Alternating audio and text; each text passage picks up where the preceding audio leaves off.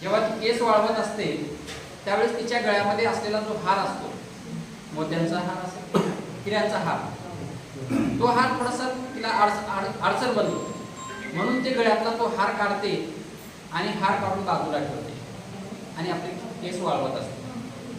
आणि केस वाळवत असताना त्यामध्ये बाजूच्या कुठून तरी झाडावरून एक कावळा त्या ठिकाणी येतो आणि तो कावळा त्या हाराकडे पाहतो.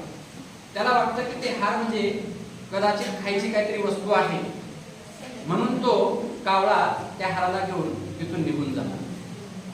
आणि हे सर्व होत असताना ही राणी व्यस्त असते आपली केस वाळवण्यामध्ये. तिला माहिती नाही की ते हार त्या ठिकाणाहून कावळ्याने घेऊन गेले. आणि मग काही वेळाच्या नंतर तिच्या लक्षात येतं केस वाळवल्याच्या नंतर की तो हार त्या ठिकाणी नाही. हार त्या ठिकाणी नाही हे पाहून ती तिथून सरळ आपल्या राजाकडे जाते आणि राजाला ती हार चोरी गेल्याची माहिती देते. राजा तुला जाऊ दे ना, मग काय फरक पडतो, तुझ्याकडे दुसरे दागिने आहेत, तोच हार तुला कशाला. परंतु ती हट्ट धरते की मला तोच हार हवा.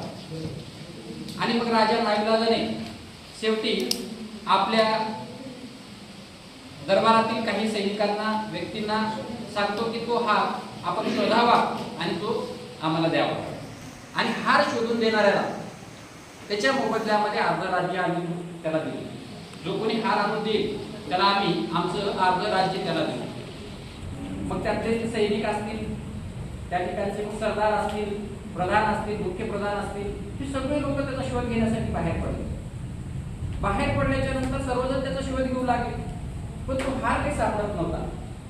आणि असंच तो शोध घेत असताना एक अतिशय घाणेरडं पाणी असलेलं, जे नाल्याचं पाणी असतं, गटाराचं, त्या घाणेरड्या पाण्याच्या डबक्यामध्ये त्याला तो हार सापडतो, दिसतो त्यांच्यापैकी एकाला.